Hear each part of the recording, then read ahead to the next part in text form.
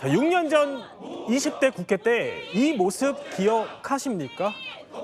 공수처 신설 법안 등을 패스트 트랙으로 올릴지를 두고 여야가 저렇게 대치하다가 결국 몸싸움까지 번졌고 이게 재판으로까지 이어졌었죠. 독재! 원천! 무효! 밟고 가라! 밟고 가라! 자, 6년 7개월 만인 오늘 조금 전에 1심 선고가 나왔습니다. 허준 변호사, 제일 핵심은 이거예요. 그러니까 의원직 상실형이 나왔냐 안 나왔냐 이건데 일단 1심 결과 어떻습니까? 결론부터 말씀드리면 의원직 상실형에 해당하는 형을 선고받은 피고인은 한 명도 없는 것으로 보입니다.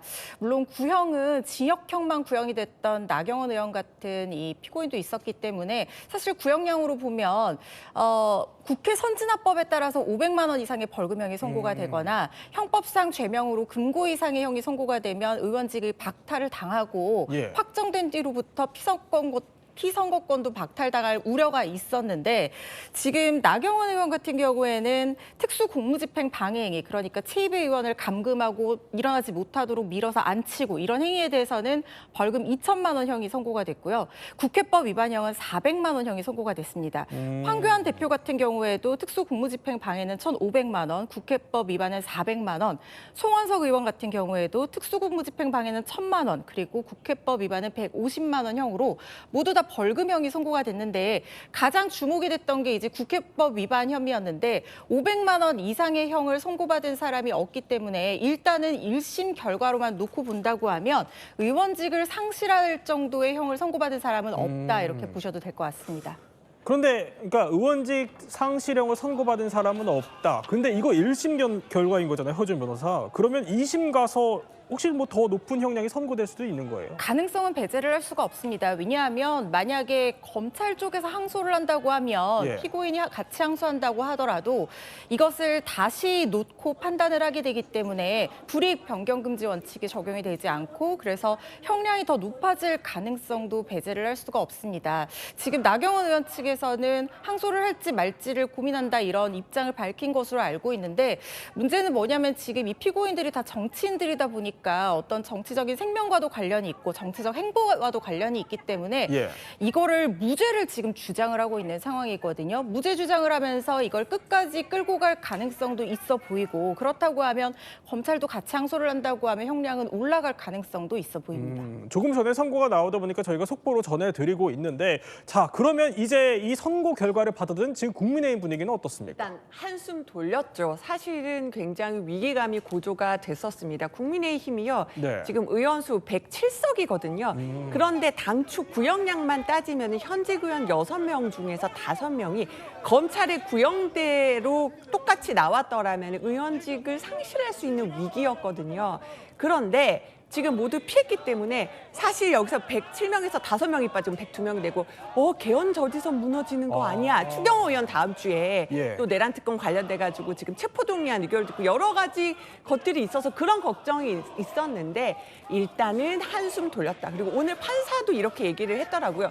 이게 유죄기는 한데 정치 행위의 표시다라는 판사가 그런 얘기를 하면서 이렇게 오늘 벌금형을 선고를 한 겁니다. 그렇군요. 저렇게 패스트트랙 충돌 사건으로 벌금형을 선고받기는 했지만 그래도 의원직은 유지할 수 있게 된 나경원 의원. 자, 오늘 1심 선고 결과에 대해서요. 이런 입장을 밝혔습니다. 법원의 판결을 존중합니다만 아쉬움은 있으나 그러나 민주당의 독주를 막을 수 있는 최소한의 수단을 인정받은 부분에 대해서 의의가 있다고 생각합니다. 민주당 관련된 사건들도 아마 같이 선고를 했어야 맞는데 조금 늦어진 것 같습니다. 그 결과에 대해서도 지켜보고 우리 사건과 형평이 맞는지 또 그 균형이 맞는지를 살펴보도록 하겠습니다. 자, 그러니까 주진우 의원 말대로 하나 더 짚어볼 게 있어요. 자, 이번 사태로 민주당 의원들도 지금 재판을 받고 있는데 그럼 오늘 1심 결과가 여기에도 영향을 미칠까요? 지금 민주당 의원들 사건도 연내 혹은 연초에 내년 초에 선고가 될 가능성이 높다 이런 얘기들이 나오고 있는데요.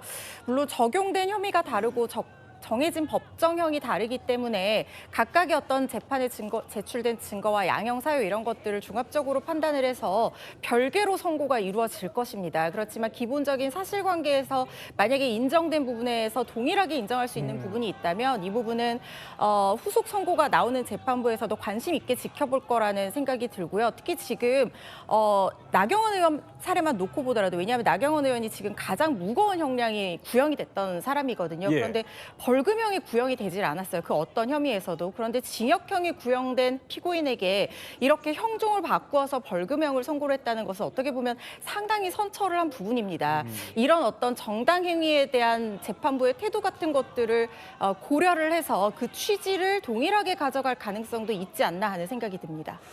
자, 조금 전에 전해진 패스트트랙 사태 1심 선고 결과 한번 짚어봤습니다. 자,